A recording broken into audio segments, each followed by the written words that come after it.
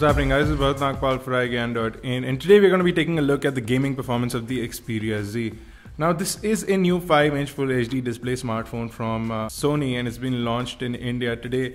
The great thing about this device is that it comes in this beautiful all-glass design. So you got a front glass and you got a rear glass. And although there have been some complaints about the display, we feel that the display can be rightly saturated depending on what you're looking at on the screen. However, it's not the crispiest display from the Sony stable, so gaming performance may not be as great as it was in terms of the viewability on some of the other Sony devices and some of the other competition devices available in the market. One more thing that we will like to highlight is the fact that the location of the speakerphone is really inconvenient. So whether you're holding the phone in landscape or in portrait and you're playing a game one-handed, you will notice that the speakerphone comes in the way and your hand will almost always cover the speakerphone and give you a muffled sound, simply because of the fact that it always is in the way if you're holding it in landscape or portrait, as you can see over here. So let's start off with Temple Run 2. You can see that the device is fairly capable of handling a game like Temple Run 2 thanks to its super fast processors and lots of RAM availability for a game like Temple Run 2. Another fact is that the device has a good amount of inbuilt storage, so you can download heavy games and good graphic games like Nova 3, Asphalt 7, etc. directly onto the device. Gameplay for Temple Run 2 is really nice and smooth, although the audio levels could have been a little bit higher. That's thanks to the poor speakerphone. Not only is the location of the speakerphone poor, but the audio quality from the speakerphone is also poor. It could have been much louder. Maybe it's restricted on the device that we are holding, or maybe it's just been restricted by a patch. It can be tweaked up, but only if the device is rooted. Holding the device with one hand is a little difficult. That's due to the form factor of the device. It's slightly squarish and a little big for a hand even like mine, so playing games like Temple Run 2 with one hand is a little difficult. Moving along, if we look at Dead Trigger, you can see gameplay is really smooth and we have no complaints with a game like Dead Trigger. Touchscreen response is absolutely fast, and we have seen that the graphic performance of this game is usually a little low on some Android devices, but the Xperia Z is more than capable of handling it, and we quite enjoyed playing Dead Trigger on this device.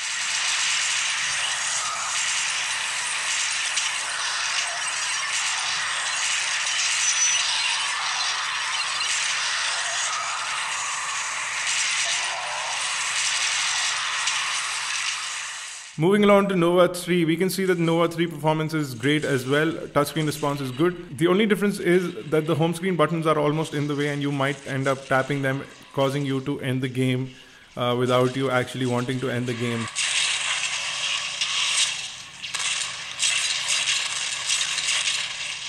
Also, one thing that you need to look at is the fact that the gaming controls are a little further away from the screen. That's thanks to the lower bezel and then the buttons for the OS that come in the way. So the controls on the right of the screen are a little further away from what you are usually used to, but the gaming performance is great, and we saw zero lag while gaming even on games like Nova 3.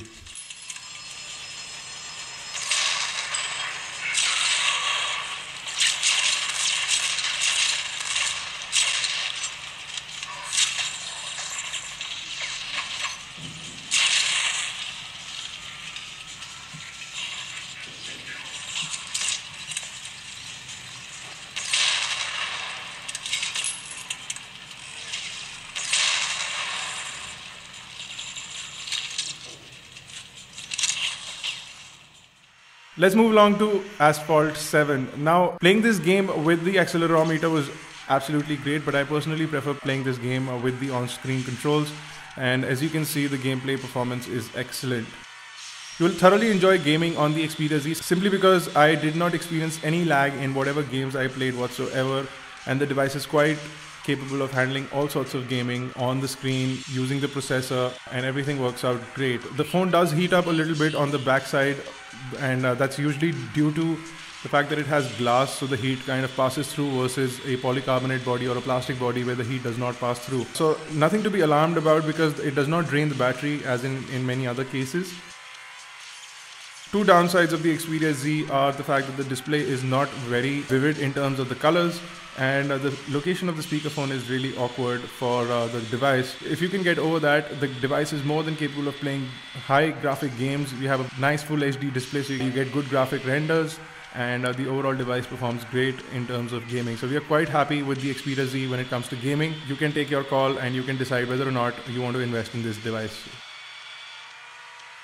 As far as we are concerned, gaming capabilities are good except for the two factors.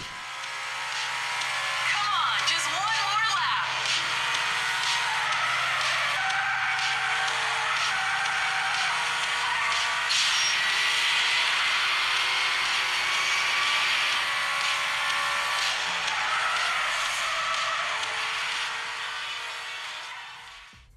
If you have any questions or queries, you can read the full review of the Xperia Z on iGyaan.in, and do catch us on Facebook, Twitter, Google+.